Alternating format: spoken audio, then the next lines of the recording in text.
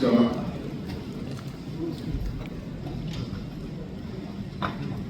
ಉಪಮುಖ್ಯಮಂತ್ರಿಗಳಂತ ಪರಮೇಶ್ವರ್ ಅವರೇ, ಸ್ವಾಮಿಗಳಿವೆ, ಈಶ್ವರ ಖಂಡ್ರೆ ಅವರೇ, ಕಾದರವರೇ,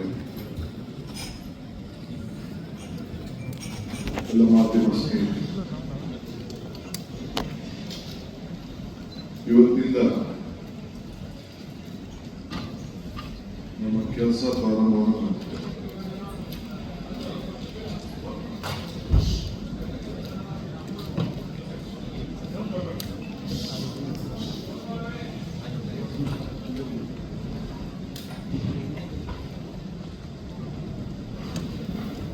ಆಡಳಿತ ವ್ಯವಸ್ಥೆಯಲ್ಲಿ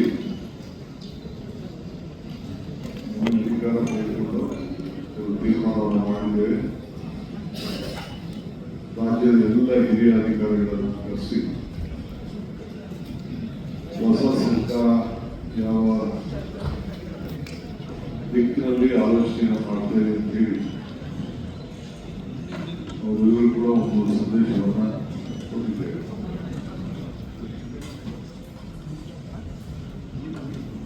ಮೊದಲನೇ ದಿನ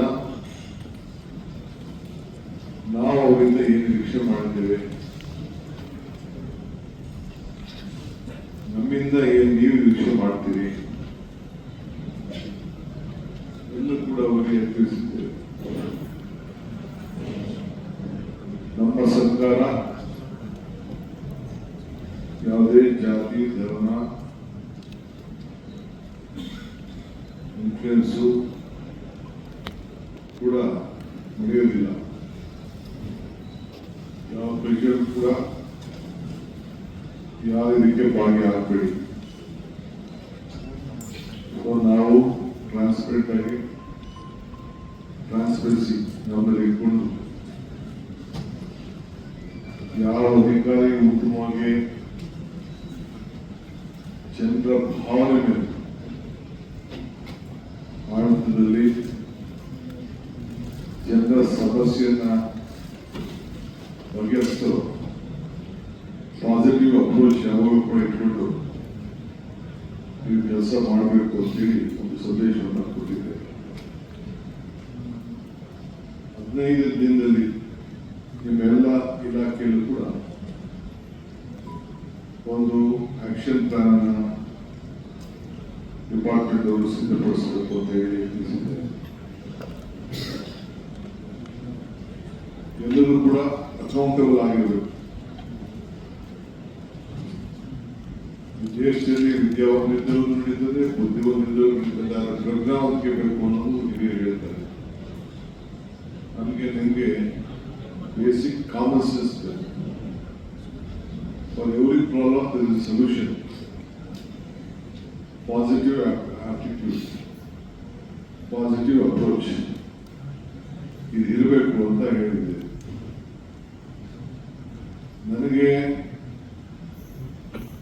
ಹಿಸ್ಟ್ರಿ ರೀಡ್ ಮಾಡೋಕ್ಕಾಗಲಿ,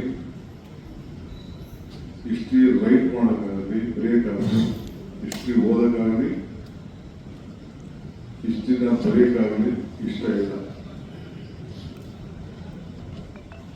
ಹಿಸ್ಟ್ರಿ ನಿರ್ಮಾಣ ಮಾಡೋದು, ಏನಾದ್ರು ಸಾಕ್ಷಿಗಳನ್ನು ಬಿಟ್ಟು ಹೋಗ್ಬೇಕು. ಯಾವಾಗ ನಮಗೆಲ್ಲ ಅವಕಾಶಗಳು ಸಿಕ್ಕಿದೆ ಆ ಕೆಲಸವನ್ನು ಮಾಡ್ಕೊಂಡು ಬಂದಿದ್ದೇವೆ. ಈ ಸರ್ಕಾರ ಕೂಡ ಇದನ್ನು ಆಲೋಚನೆ ಮಾಡ್ತದೆ. ಸೊ ಎಲ್ಲರೂ ಕೂಡ ನೀವೆಲ್ಲ ಅಕೌಂಟಬಲ್ ಇದ್ದೀರಿ. ಕೊನೆಗೆ ನಿಮ್ಮ ಆತ್ಮಸಾಕ್ಷಿ ನೀವು ಕೆಲಸ ಮಾಡಬೇಕು ಅಂತ ಹೇಳಿ ಸಂದೇಶವನ್ನು ಕೊಟ್ಟಿದ್ದಾರೆ. ಔಟ್ ಆಫ್ ದಿ ವೇ ಯಾವ ಒತ್ತಡಕ್ಕೂ ಕೂಡ ಮಣಿಬಾರದು. ನಮ್ಮ ಮಂತ್ರಿಗಳು ಇಲ್ಲ ಯಾರೇ ಶಾಸಕರು ಯಾರೇ ನನ್ನ ಆಫೀಸರು ಯಾರ ಮಾತು ನೀವು ಕೇಳಬಾರ್ದು. You should work within the system of law, positive approach. Where there is problem, find out a solution within the system. So system ಬಿಟ್ಟು ಏನು ಕೂಡ ಆಗಬಾರ್ದು. ಆ ನಿಟ್ಟಿನಲ್ಲಿ ಅವರೆಲ್ಲ ಮಾರ್ಗದರ್ಶನವನ್ನು ಕೊಟ್ಟಿದ್ದೇವೆ. ಪ್ರತಿ ಜಿಲ್ಲಾ ಸೆಕ್ರೆಟರಿ ಕಂಪಲ್ಸರಿ ಹೋಗಿ ನೀವು ಡಿಸ್ಟಿಕ್ ಹೋಗಿ ಸುಮ್ಮನೆ ಲೆಕ್ಕಕ್ಕೆ ಬರೋದಲ್ಲ. ಆ ಡಿಸ್ಟಿಕ್ ಅಲ್ಲಿ ಎಷ್ಟು ತಾಲೂಕುಗಳಿದೆ, ಆ ತಾಲೂಕಿಗೂ ಹೋಗಿ ಅಲ್ಲೂ ಕೂಡ ರಿವ್ಯೂ ಮಾಡುವಂತ ಒಂದು ವಿಚಾರ ಧಾರೆಗಳನ್ನು ತರಬೇಕು. ಆ ತಾಲೂಕಲ್ಲೂ ಕೂಡ ಈಗ SIR ನಡೀತಾ ಇದೆ. ಹೀಗಾಗಿ ಈ ರಾಜ್ಯದಲ್ಲಿರುವಂತಹ ಮತದಾನದ ಹಕ್ಕನ್ನ ಯಾರು ಕೂಡ ಕಳ್ಕೋಬಾರದು. SIR ಅಲ್ಲಿ ಎನ್ರೋಲ್ ಮಾಡ್ಕೊಳ್ಳಿಲ್ಲ ಅಂದ್ರೆ ಅವ್ರಿಗೆ ಎಲ್ಲ ತರದ ಬೆನಿಫಿಟ್ ಕೂಡ ಕಳ್ಕೊಳ್ತಾರೆ. ಪಾಪ ಅವ್ರಿಗೆ ಓಟ್ ಇದೆ, ಏನೋ ಇದೆ, ಯಾರೋ ಮ್ಯಾಪಿಂಗ್ ಆಗಿದೆ ಅಂತ ಹೇಳಿದ್ರು, ಇವೆಲ್ಲ ಕೂಡ ತಪ್ಪದಾರಿಗೆ ಇರ್ತಾರೆ.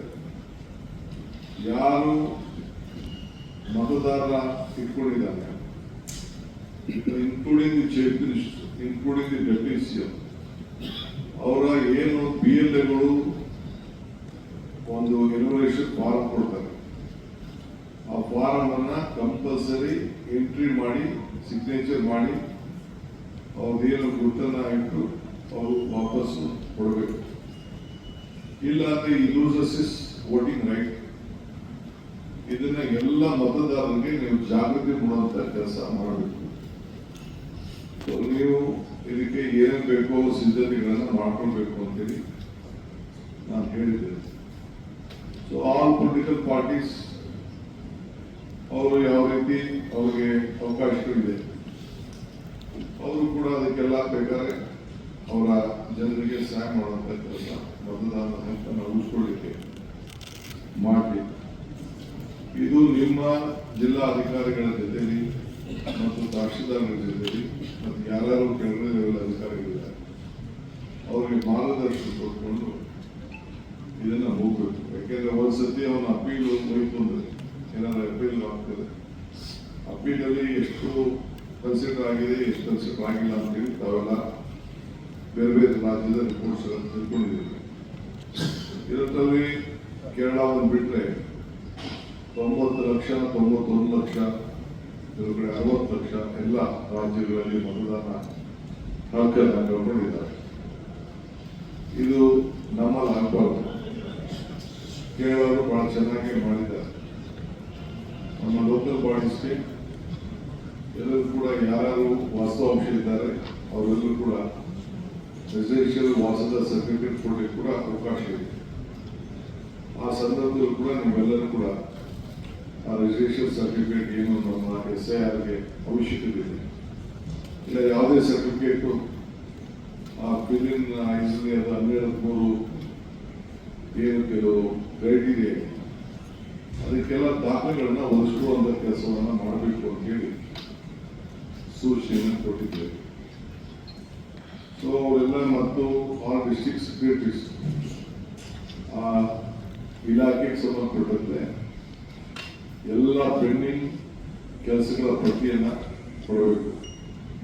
ಎರಡನೇದ್ರ ಜೊತೆಗೆ 25 ದಿನದಲ್ಲಿ ಆ ಪೆಂಡಿಂಗು ವರ್ಕ್ ಅಲ್ಲದೆ ಇನ್ನು ಏನು ನಾವು ಹೊಸದಾಗಿ ಮಾಡಬಹುದು ಆ ಜಿಲ್ಲೆಗೆ ಸಂಬಂಧಪಟ್ಟಂತೆ ಆ ಪ್ರಾಬ್ಲಮ್ಸ್ನ ನೀವೇ ಗುರುಸಿ what is within the financial system ಅಲ್ಲಿ ನಾವು ಮಿನಿಮಮ್ ಇದರಲ್ಲಿ ನಾವು ಮಾಡ್ಬೋದು, ಅದನ್ನು ಕೂಡ ಎಲ್ಲ ಒಂದು ಪಟ್ಟಿ ಮಾಡಿ ನೀವು ಸಲ್ಲಿಸಿ ಅಂತ ನಾನು ಹೇಳಿದ್ದೇನೆ. ಸೊ ಡಿಸ್ಟ್ರಿಕ್ಟ್ ಇನ್ಚಾರ್ಜ್ ಮಿನಿಸ್ಟರ್ಸ್ ಅವ್ರಿಗೆ ನೀವು ಕಂಪಲ್ಸರಿಯಾಗಿ ಆ ಜಿಲ್ಲೆ ಎಲ್ಲ ಮಾಹಿತಿ ಮಾಡಿ ಅವರು ಕೂಡ ಎಲ್ಲ ತಾಲೂಕುಗಳಿಗೆ ಅವರೆಲ್ಲ ಅವರು ಜಿಲ್ಲೆಗೆ ಸಂಬಂಧಪಟ್ಟಂತೆ ಪ್ರವಾಸ ಮಾಡಬೇಕಾಗ್ತದೆ. ನಾವು ಅವರಿಗೆ ಮಾರ್ಗದರ್ಶನ ಕೊಡ್ತೇವೆ.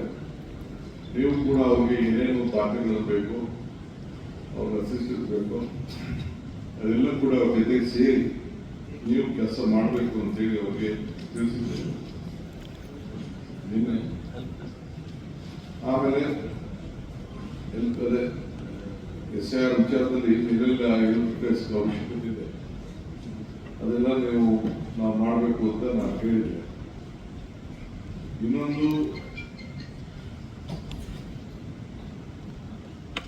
ಹೊಸ ಸಾರ್ವಜನಿಕರ ಕುಂದು ಕೊರತೆಗಳ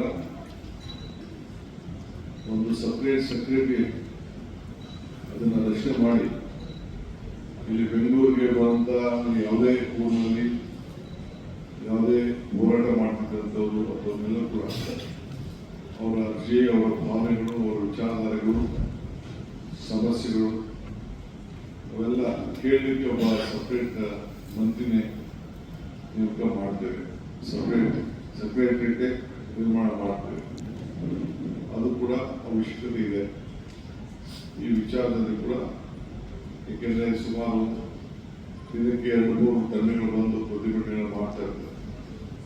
ಅವನಿಗೆ ಪ್ರಾಬ್ಲಮ್ ಏನಿದೆ ಅಂತ ಕೇಳಬೇಕಲ್ಲ.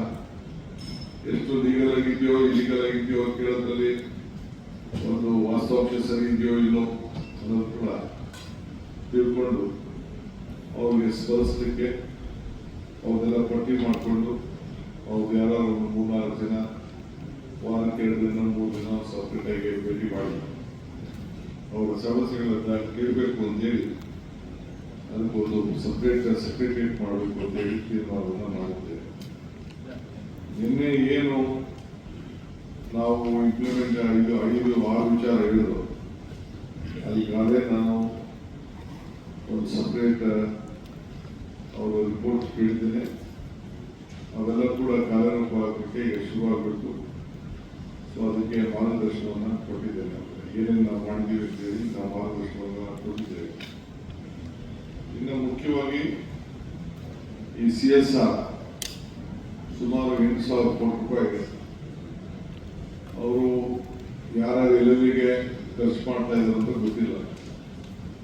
ಸೊ ನಮ್ಮ ಕೇಂದ್ರ ಸರ್ಕಾರದ ಅವಕಾಶ ನಾವು ಮಾಡಿಕೊಟ್ಟು ಮನಮೋಹನ್ ಸಿಂಗ್ ಅವರು ಇದ್ದಾಗ ಪ್ರವಾಹ ಕೊಡ್ತೇವೆ. ಅವರು ಎಲ್ಲಿದೆ, ಎಲ್ಲಿ CSR ಬಳಕೆ ಆಗ್ತಾ ಇದೆ ನಮ್ಮ ರಾಜ್ಯದಲ್ಲಿ ಅಂತೇಳಿ ಮಾಹಿತಿನ ಸರ್ಕಾರದಲ್ಲಿ ಇರಬೇಕಾಗ್ತದೆ. ಅವ್ರಿಗೇನು ಚೌಕಟ್ಟಲ್ಲಿ ಕೆಲಸ ಮಾಡ್ತಾ ಇದಾರ, ಇಲ್ಲ ಯಾವ್ದಾದ್ರು NGOs ಕೊಟ್ಬಿಟ್ಟು ವಾಪಸ್ ದುಡ್ಡು ಇಸ್ಕೊತಾ ಇದಾರ, ಅವ್ರು ಯಾವ ರೀತಿ ಯೂಸ್ ಮಾಡ್ತಾ ಇದ್ದಾರೆ, ಇವೆಲ್ಲ ಕೂಡ ಒಂದು ದಾಖಲೆಗಳನ್ನು ನಾವು ಕಲೆಕ್ಟ್ ಮಾಡಿಕೊಂಡು ಬೇರೆ CSR. ಯಾಕೆಂದ್ರೆ ನಮ್ಮ ದಾಖಲೆ ಪ್ರಕಾರ 8,000 ಕೋಟಿ ರೂಪಾಯಿ CSR ಫಂಡ್ ಕರ್ನಾಟಕದಲ್ಲೇ ಇದು ಖರ್ಚಾಗಬೇಕಾಗಿದೆ. ಈ ಹಿನ್ನೆಲೆಯಲ್ಲಿ ಎಲ್ಲಿ ಹೋಗ್ತಾ ಇದೆ, ಏನು ಮಾಡ್ತಾ ಇದೆ ಅಂತೇಳಿ ನಾವೀಗಾಗಲೇ ಪ್ರತಿಯೊಂದು ಕೂಡ 3 ಪಂಚಾಯತಿಗೆ ನಾವು ಒಂದು ಶಾಲೆ ಮಾಡ್ತೀವಿ ಅಂತೇಳಿ ನಾವು ಮಾತುಕೊಂಡಿದ್ದೇವೆ.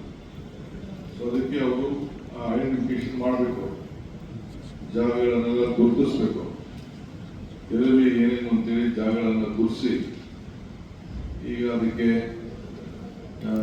ಹೊಸ ನಮ್ಮ ಪಾಲಿಸಿ ಏನು ಈಗ ಬಿಡುಗಡೆ ಆಗ್ತದೆ. ಈಗಾಗಲೇ ಕ್ಯಾಬಿನೆಟ್ ಪಾಸ್ ಆಗಿದೆ. ಅದನ್ನು ನಾನು 2-3 ದಿನದಲ್ಲಿ ನಾನು ಫುಲ್ ಗೈಡ್ಲೈನ್ಸ್ ನಾನು ಬಿಡುಗಡೆ ಮಾಡ್ತೇನೆ.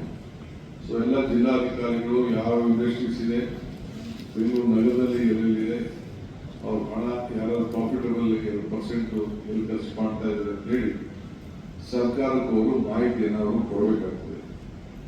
ಆಮೇಲೆ ಸರ್ಕಾರ ಕೂಡ ಅವರೆಲ್ಲ ಒಂದು ಅಫಿಷಿಯಲ್ ಆಗಿ ಅವ್ರಿಗೆ ರಿಕ್ವೆಸ್ಟ್ ಮಾಡಿ ನಮ್ಮ ಪ್ರಯಾರಿಟಿ ಪ್ರೈಮರಿ ಎಜುಕೇಷನ್, ನೀವೆಲ್ಲ ಪ್ರೈಮರಿ ಎಜುಕೇಷನ್ ಸಂಬಂಧಪಟ್ಟಂತೆ ಶಾಲೆಗಳನ್ನ ಕಟ್ಕೊಳ್ಬೇಕು ಮತ್ತು ಯಾರ ಕೈಯಲ್ಲಿ ಇನ್ಫ್ರಾಸ್ಟ್ರಕ್ಚರ್ಗೆ ಮತ್ತು ಬೇರೆ ಬೇರೆ ಈ ಒಂದು ಎಜುಕೇಷನ್ ಪ್ರೈಮರಿ ಎಜುಕೇಷನ್ಗೆ ಒತ್ತನ್ನು ಕೊಡಲಿಕ್ಕೆ ಕೆಲವು ಸ್ಕೂಲ್ ಎಕ್ವಿಪ್ಮೆಂಟ್ಸ್ ಇರ್ಬೋದು, ಬಿಲ್ಡಿಂಗ್ ಇರ್ಬೋದು, ಇವೆಲ್ಲ ಕೂಡ ನಾವೇ ಅವರಿಗೆ ಏನೇನು ಬೇಕು